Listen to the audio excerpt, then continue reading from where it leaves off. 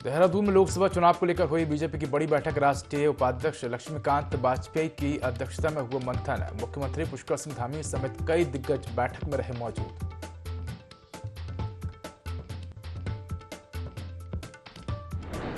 अंकिता भंडारी हत्याकांड में एक बार फिर गरमाई सियासत। कांग्रेस प्रदेश अध्यक्ष करण महारा ने प्रेस कॉन्फ्रेंस कर राज्य सरकार पर बोला हमला। भाजपा प्रदेश अध्यक्ष को दी खुली चुनौती।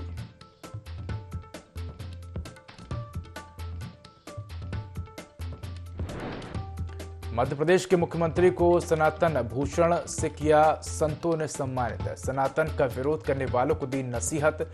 डॉक्टर मोहन यादव सनातन परंपरा को बढ़ाएंगे आगे।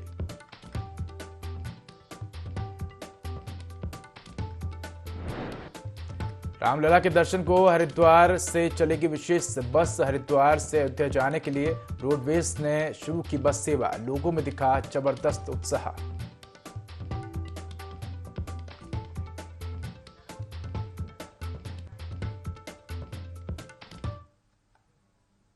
नमस्कार, मैं उदय देवभूमि लाइव में आपका स्वागत है। बुलेटिन की शुरुआत करेंगे तमाम बड़ी खबरों के साथ। बड़ी खबर देहरादून से है, जहां लोकसभा चुनाव को लेकर बीजेपी की हुई बड़ी बैठक। तो बैठक में प्रदेश के बीजेपी प्रभारी दुष्यंत गौतम मौजूद रहे। पार्टी के राष्ट्रीय उपाध्यक्ष भी इस दौरान मौजूद रहे। मुख्यमंत्री पुष्कर सिंह धामी भी बैठक में शामिल हुए। तो ये बड़ी खबर आपको बता रहे हैं।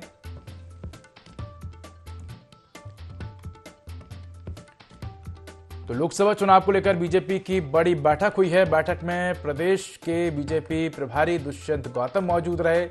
इसके साथ ही पार्टी के राष्ट्रीय उपाध्यक्ष भी मौजूद रहे।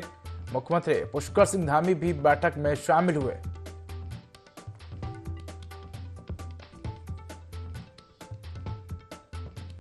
तो बड़ी खबर आपको बता रहे हैं, जहां देहरादून में लोकसभा चुनाव को लेकर बीजेपी की बड़ी बैठक हुई।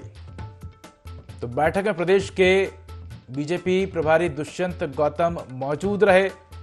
पार्टी के राष्ट्रीय उपाध्यक्ष भी इस दौरान मौजूद रहे। इसके साथ ही मुख्यमंत्री पुष्कर सिंह धामी भी बैठक में शामिल हुए।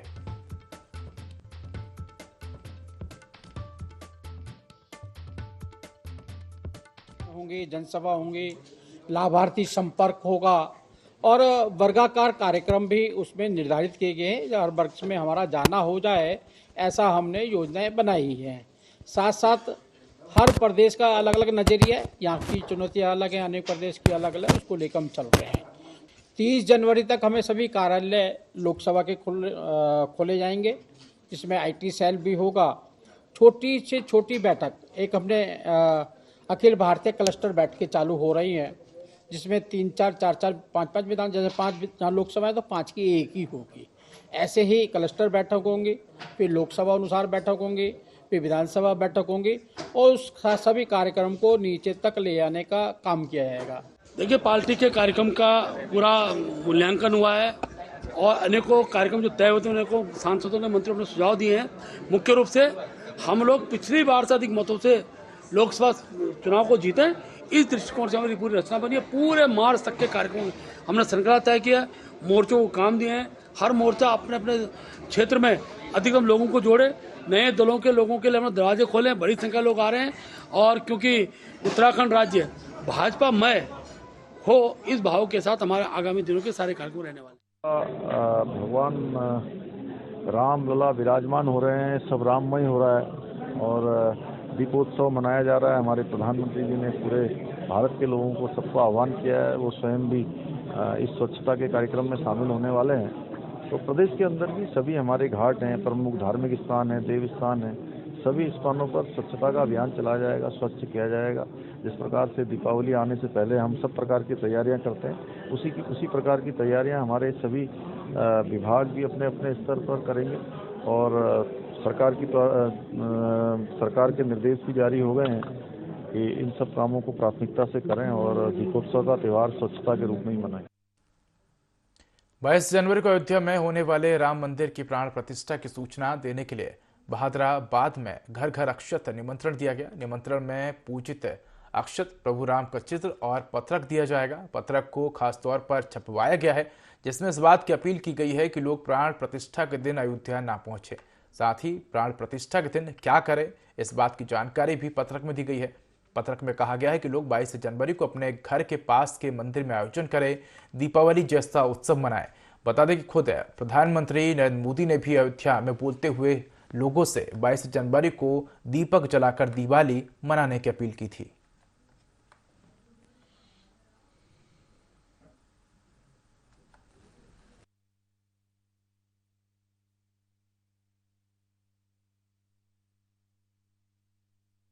राम जन्मभूमि के अंदर प्रतीक्षित रामलला मंदिर का निर्माण हुआ है और श्री रामलीला वहाँ विराजमान हुए हैं। उसके निमंत्रण के लिए समस्त भारतवर्ष में यह एक अभियान चलाया गया है कि हम प्रत्येक घर में जाकर यह एक श्री राम का चित्र जो वहाँ मंदिर का निर्माण हुआ है और यह एक निमंत्रण पत्र और अयोध्या में पूजित अक्षतों के सहित आज हम अब प्रत्येक घर में, प्रत्येक भारत के प्रत्येक घर में जा रहे हैं। एक समिति बनाई गई है जो कि प्रत्येक परिवार में निमंत्रण देगी। अयोध्या में हमारी दीपावली मनाई जाएगी, प्रत्येक घर में भी दिए जलाए जाएंगे, लाइट की जाएंगी, शोभा यात्रा निकाली जाएंगी और प्रत्येक धार्मिक स्थलों पर भव्य और सुंदर कार्यक्रम होंगे। लोकसभा चुनाव के लिए भाजपा ने तैयारियां शुरू कर दी हैं। इसी क्रम में चंपावत जिले में भाजपा जिला महामंत्री मुकेश कलखुड़िया और ओबीसी मोर्चा प्रदेश उपाध्यक्ष गोविंद वर्मा के नेतृत्व में भाजपा कार्यकर्ताओं ने अब की बार 400 पार अभियान की शुरुआत की। साथ ही लोगों से जनसंपर्क करते हुए भाजपा और प्रधानमंत्री नरेंद्र मोदी के नेतृत्व में देश की उपलब्धियों को गिनवाया और कहा कि उत्तराखंड में मुख्यमंत्री पुष्कर सिंह धामी के नेतृत्व में भाजपा सभी लोकसभा सीट जीतेगी।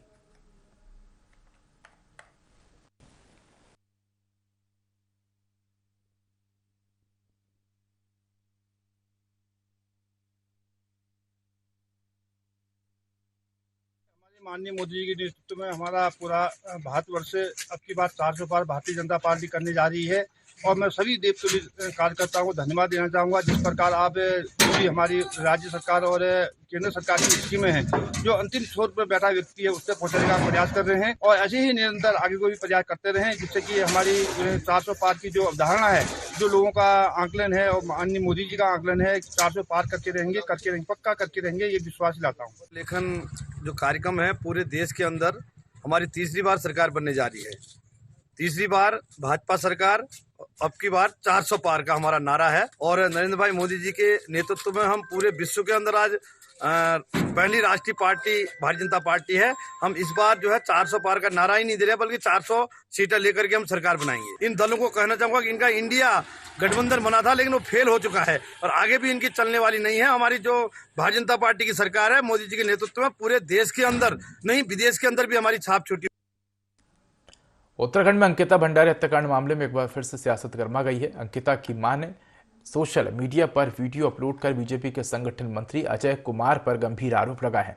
इसके बाद कांग्रेस बीजेपी पर हमलावर हो गई है। कांग्रेस के प्रदेश अध्यक्ष करण माहरा ने कहा कि सरकार और भाजपा अब नैतिकता दिखाए, साथ ही इस मामले में बीजेपी को बहस करने की चुनौती दी। उन्होंने कहा कि राहुल गांधी की भारत जोड़ो न्याय यात्रा उत्तराखंड में अंकिता को समर्पित की जाएगी।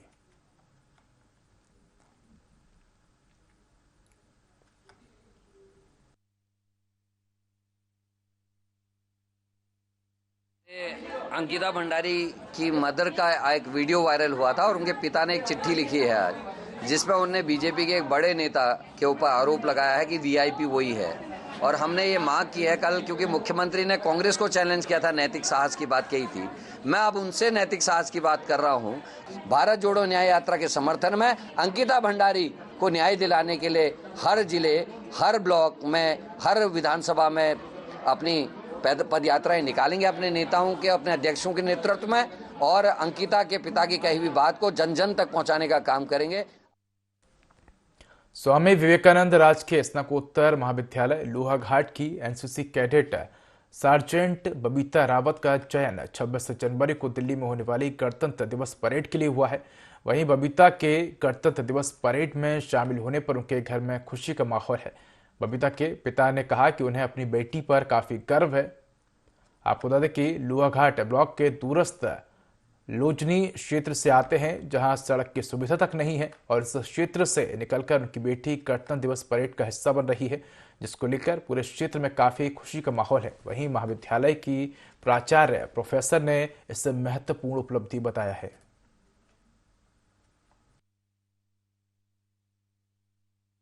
देना चाहता हूँ सभी अपने ग्रामवासियों को, ग्राम रोजनी से हुए हम लोग, और जो भी लड़कियां हैं आगे ऐसे मेहनत करें, सभी को आगे बढ़ने का मौका मिलेगा। और बेटी पढ़ाओ बेटी बचाओ बेटी पढ़ाओ। आज तक हमारे यहाँ से मतलब हम तो बहुत ही बैकवर्ड के हुए, मतलब इधर को ग्राम रोजनी कायद ग्राम सभा यहाँ से जो है तो ऐसे पहली लड़की है जो यहाँ से निकली है, और काफ़ी जो है तो मतलब सीमांत क्षेत्र से जो बालिका हमारी निकली है, हमें बहुत हर्ष हुआ है। उस बात से पूरे क्षेत्र को बहुत हर्ष है, और हम धन्यवाद देना चाहेंगे पीजी कॉलेज लोहाघाट के अध्यापकों का और उनके माता पिता का भी। एक जो हम सीमांत क्षेत्र में से वो लड़की है जहाँ न रोड की सुविधा है और बहुत सारी असुविधाएं हैं वहाँ पे, तो वहाँ से वो लड़की निकली है। एक अचीवमेंट है जो सरकार का बेटी पढ़ाओ बेटी बचाओ अभियान है, वह बहुत जो है इसमें बहुत सहायक है। और हम चाहेंगे कि जो बेटियां हैं वो इसी तरह आगे बढ़ें और जो है इनको देखकर वो प्रेरणा लें। जोशीमठ में सर्दी का सितम चरम पर है। उच्च हिमालयी क्षेत्रों से जबरदस्त शीतलहर चल रही है। बता दें कि जोशीमठ सहित अलकनंदा, धौली, गंगा घाटी में जबरदस्त शीतलहर की वजह से ठिठुरन बढ़ गई है। कई दिनों से धूप भी नहीं निकल रही है। लोग गर्म कपड़े और टोपी, मफलर, शॉल, ऊनी कपड़े, स्वेटर, जैकेट पहनकर पहुंच रहे हैं। तापमान में भी भारी गिरावट आई है। घर से नाराज होकर यह रास्ता भटककर हरिद्वार पहुंचने वाले बच्चे भिक्षावृत्ति के दलदल में फंस रहे हैं। पुलिस और प्रशासन के सामने कई ऐसे मामले आ चुके हैं जब घर से नाराज होकर निकलकर कम उम्र के बच्चे हरिद्वार में गंगा घाटों पर भीख मांगते हुए पाए गए। हरिद्वार पुलिस की एंटी ह्यूमन ट्रैफिकिंग यूनिट ने पिछले 1 साल में 100 से ज्यादा ऐसे बच्चों को रेस्क्यू कर उनके परिवार के सुपुर्द किया है, जो सिर्फ नाराजगी के कारण ट्रेन में बैठकर हरिद्वार पहुंच गए थे और यहां जाकर भीख मांगने लगे।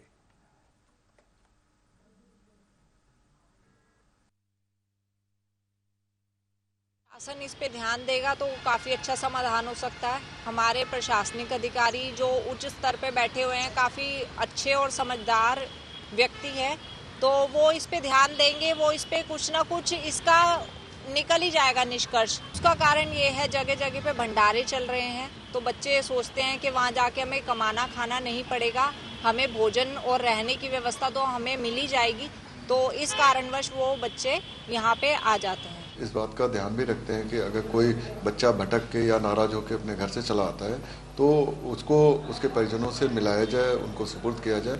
और इसमें हमारी टीम अनवरत काम करती है। अभी तक 106 बच्चे और बच्चियों को रेस्क्यू किया गया है और उनके परिजनों से उनको मिलाया गया है, जो कि अभी समय अपने घर पे है। रोड पे टहलता हुआ या सोता हुआ इधर उधर मिलता है, तो उससे हम लोग एक नेचुरल वे में पूछते हैं कि भाई तुम कहाँ के रहने वाले हो, क्यों यहाँ पे सो रहे हो। तो ऐसी स्थिति में बच्चा अपने बारे में पूरा बता।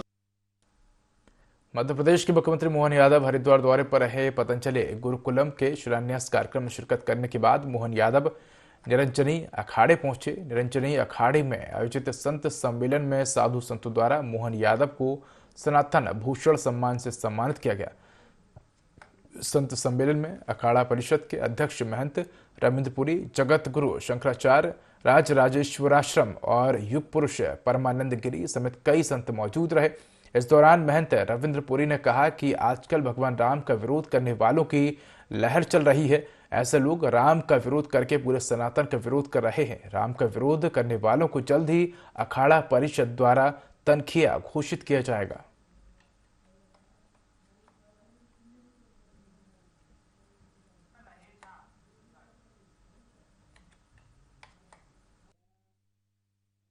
बहुत प्रिय है, मेरा उनसे बहुत प्रेम रहा जब वो शिक्षा मंत्री थे, और ये बाबा महाकाल की कृपा है। महाकाल ने अपनी कृपा उन पे बरसाई और वो मुख्यमंत्री हो गए, तो खुशी होती है। जब कोई अपने व्यक्ति उच्च पद पे जाते हैं तो प्रसन्नता तो होती है। वही प्रसन्नता आज हमें हुई और इसीलिए हमने माननीय मुख्यमंत्री जी को हरिद्वार में बुलाया और ये कार्यक्रम आपके सामने हमने किया। भारत में एक लहर चली है, राम का विरोध करो, कृष्ण का विरोध करो, सनातन का विरोध करो। इनके लिए जैसे सिखों की जो संस्था है उन्होंने एक तनख्वाह घोषित करने का वो नियम बनाया है, वैसे हम लोग भी इनको तनख्वाह घोषित करें ताकि हमारे मंदिरों में न जा पाए। जब आप राम का विरोध करेंगे, कृष्ण का विरोध करेंगे, फिर आप हिंदू कहाँ हैं? आप तो हिंदू विरोधी है। आप हिंदुओं के विरोध में बोल रहे हैं, आप सनातन के विरोध में बोल रहे हैं। शांत और संघ अखिल भारतीय अखाड़ा परिषद, उसके साथ हमारे जितने अपनी संघ की संस्थाएं, अपनी विश्व हिंदू परिषद की संस्थाएं हैं, जितनी सनातन संस्थाएं हैं, सभी प्रस्ताव पास करेंगे और इनको तनख्वाह घोषित करेगी,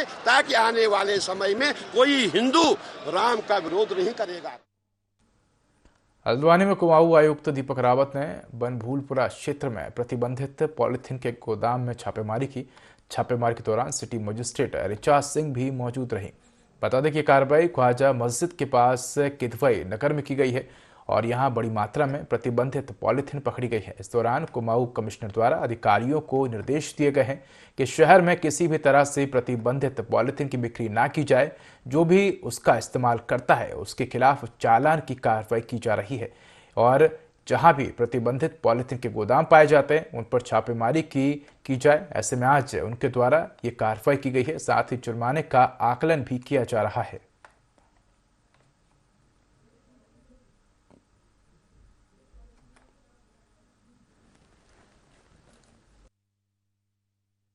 में प्रतिबंधित पॉलिथीन जो है, इसमें सिंगल यूज प्लास्टिक है, कैरी बैग्स हैं, जिनको भारत सरकार, उत्तराखंड सरकार, ऑनरेबल हाई कोर्ट्स के अलग अलग आदेशों में एनजीटी के द्वारा इनको बैन किया गया है। बहुत समय से नगर निगम ने इसका बहुत अच्छा प्रचार प्रसार भी किया और सभी को वार्निंग्स भी दी कि इसको रोकें। तो इन्फॉर्मेशन थी कि यहाँ पे गोदाम ऑपरेट हो रहा है।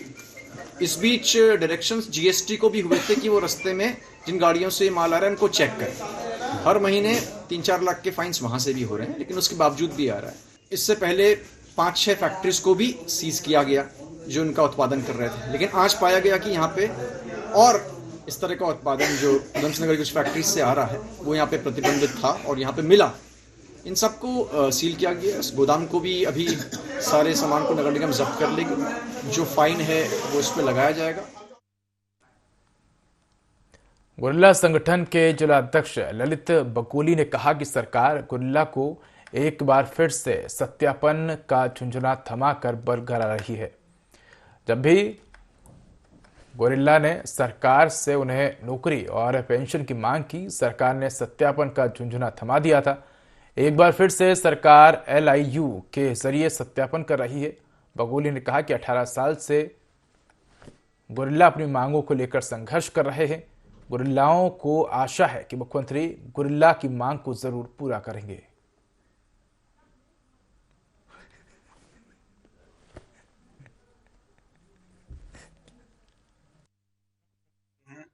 और हम लोगों का सत्यापन तक ही हम लोगों को सरकार ने सीमित रख दिया है। हम लोगों की यह मांग है कि हमें सत्यापन तक ही सीमित न रखे, क्योंकि पहले तो 2-3 बार सत्यापन हो गया है। अभी भी हमसे LIU के माध्यम से हमें दोबारा सत्यापन की प्रक्रिया चल रही है। मुख्यमंत्री जी ने तो हमारा काम सफल किया है, ऐसा नहीं है कि मुख्यमंत्री जी ने नहीं किया है। अभी हमें आशा, फिर भी आशा है कि मुख्यमंत्री जी ने जो हमारी बात रखी थी कि गुरिल्लाओं को नियुक्ति दी जाएगी, और उसमें उनने ये भी किया था कि जो हमारे बुजुर्ग लोग हैं उनकी जो है प्रक्रिया बाहर केंद्र को भेजी जाएगी। 3 बार सत्यापन कर दिया, 3-4 बार कर दिया है, अभी भी सत्यापन की प्रक्रिया चली हुई है। लगातार हम लोगों को गुमराह कर दिया। खबर चंपावत के पूर्णागिरी से है, जहां खिरद्वारी के राजकीय उच्चतर माध्यमिक विद्यालय में मुख्य विकास अधिकारी संजय कुमार सिंह की अध्यक्षता में बहुउद्देशीय शिविर का आयोजन किया गया। शिविर में विभिन्न विभागों के अंतर्गत संचालित योजनाओं से जनजाति के लोगों को लाभान्वित किए जाने के लिए विभागीय स्टॉल लगाए गए और विभागीय अधिकारियों ने प्रधानमंत्री जन मन योजना अंतर्गत योजनाओं की जानकारी क्षेत्रीय आम जनता को दी। कार्यक्रम के दौरान मुख्य विकास अधिकारी ने संबंधित अधिकारियों को ग्रामीणों के बीच जाकर जनमानस की समस्याओं को सुनने और समाधान करने के निर्देश दिए हैं। जनमन योजना के अंतर्गत जनपद के अंतर्गत बनराजी जनजाति का गांव खिरद्वारी है और ये दूरस्थ गांव है। यहाँ पर आज शिविर लगाया गया। इसका उद्देश्य ये था कि जो हमारे 11 इंटरवेंशंस हैं, विभिन्न इंटरवेंशन के लिए काउंटर्स लगाए गए। सभी विभागों के अधिकारी यहाँ उपस्थित हुए। खटीमा के सीमांत सुरई वन रेंज में स्थित बाबा भारामल धाम में हुए मुख्य सेवादार स्वर्गीय महंत बाबा हरिगिरी की हत्या के बाद पार्थिव शरीर को पोस्टमार्टम के बाद खटीमा मुख्य नगर में स्थित निर्माण बाबा कुटिया में दर्शन के लिए रखा गया, जहां उनकी अंतिम यात्रा निकाली गई, जिसके लिए भक्तों की भारी भीड़ देखी गई। वहीं मौके पर उपस्थित खटीमा के उपजिलाधिकारी रविंद्र सिंह बिष्ट ने जानकारी देते हुए बताया कि इस घटना पर मुख्यमंत्री पुष्कर सिंह धामी ने भी अपनी संवेदनाएं व्यक्त की हैं। साथ ही मीडिया के हत्याकांड पर पूछे गए सवाल पर उन्होंने कहा कि पोस्टमार्टम रिपोर्ट आने के बाद ही कुछ कहा जा सकेगा। हमें सरकार से और खटीमा वालों से निवेदन है ये कि हाथ जोड़ के हमारे को इंसाफ चाहिए। दूध का दूध और पानी का पानी, 1 हफ्ते का टाइम दे रहे हैं सरकार को, उसके बाद नहीं हमारी सुनवाई हुई तो हम सारे नागा बाबा रोड पे उतर जाएंगे। हरिगिरी महाराज की जय, हरिगिरी महाराज की जय। मुजरिमों को सजा मिले। हमारी तो यहाँ अखाड़े की तरफ से, साधु संतों की तरफ से यही है अभी कि कानून की तरफ से हमें मदद मिले और मुजरिम पकड़े जाए। जी, आज जो महंत जी हमारे बारामल के महंत जी है, जिनका देहांत हो गया है, तो बड़ी ही दुखद घटना है।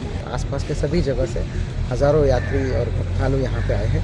उनका पूरा सम्मान के साथ पुलिस प्रशासन की मौजूदगी में हम सब लोगों ने श्रद्धांजलि अर्पित करते हुए पूरा एक प्रोसेशन आया, जिसको यात्रा बोलते हैं, अंतिम यात्रा, जिसमें जूना अखाड़ा के महंतों ने अपने रीति रिवाजों के साथ, हम लोगों ने भी हमारे रीति रिवाज के साथ बाबा जी के इच्छा अनुसार उनको गुफा के रूप में उनको मतलब एक तरीके से समाधि दिया है। इष्ट समाधि बोलते हैं। देर रात्रि को हुआ है और बताना चाहूँगा पोस्टमार्टम में पैनल विद वीडियोग्राफी हुआ है।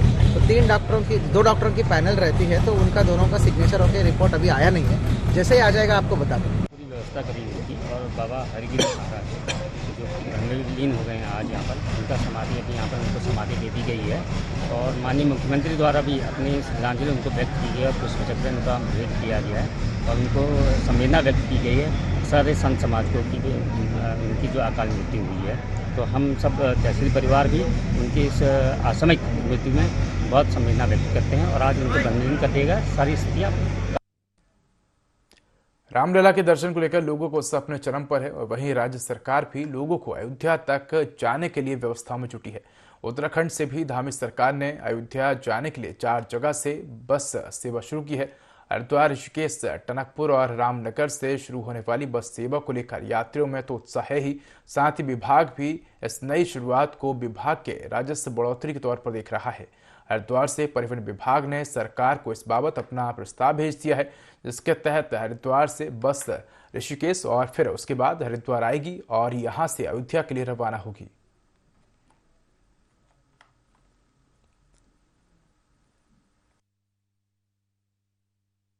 द्वारा जो है कल दूरभाष पर संपर्क कर अवगत कराया था कि माननीय मुख्यमंत्री जी द्वारा समीक्षा के दौरान जो है हरिद्वार, ऋषिकेश, देहरादून इन स्थानों से जो है अयोध्या के लिए सीधी सेवा संचालन करने के जो है निर्देश दिए गए हैं। तो उसी के अनुपालन में जो है हमारे द्वारा जो है हरिद्वार से ऋषिकेश होते हुए ऋषिकेश से हरिद्वार एक अयोध्या सीधे सेवा संचालित की जाएगी, जिसका यहाँ से हरिद्वार से जो है समय जो है 5:30 बजे होगा, जो ऋषिकेश जाएगी पहले। ऋषिकेश से 6 बजे चलेगी, 6 बजे चलने के पश्चात हरिद्वार 8 बजे आएगी और 8:30 बजे वो यहाँ से प्रस्थान करेगी अयोध्या के लिए। तो फिलहाल इस बुलेटिन में इतना ही। खबरों का अपडेट के लिए देखते रहिए IND 24। नमस्कार।